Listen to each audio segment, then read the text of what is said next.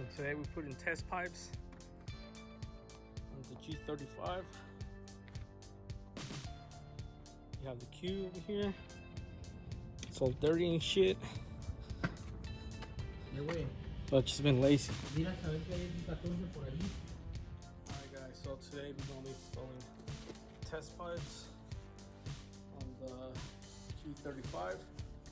We bought some Manzo test pipes. This is it, pretty much it. Has right here for the O2 sensor, so you can get a check engine light. So yeah, let's see how difficult it is. One day we'll get some of our pipes for the Q50, but not for right now. Q50 is doing good, just a little bit dirty right now. And that's it. For everybody been asking me about any rubbing issues, nothing so far. This right here, you can see right here, it was from my G37.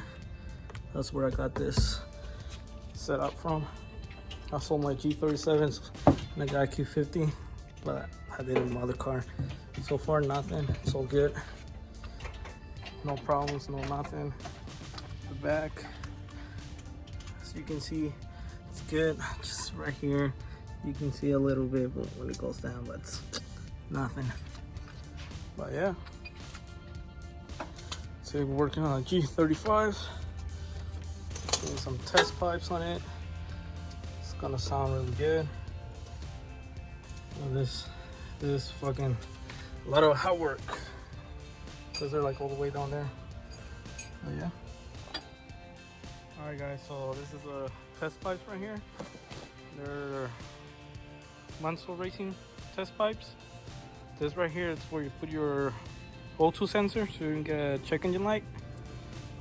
This is the old resonators. The old ass resonators. Hella big. Just compare this shit to that. That's this one, dude. Super small. Look at that. Oh, sure. And also, you can see the inside.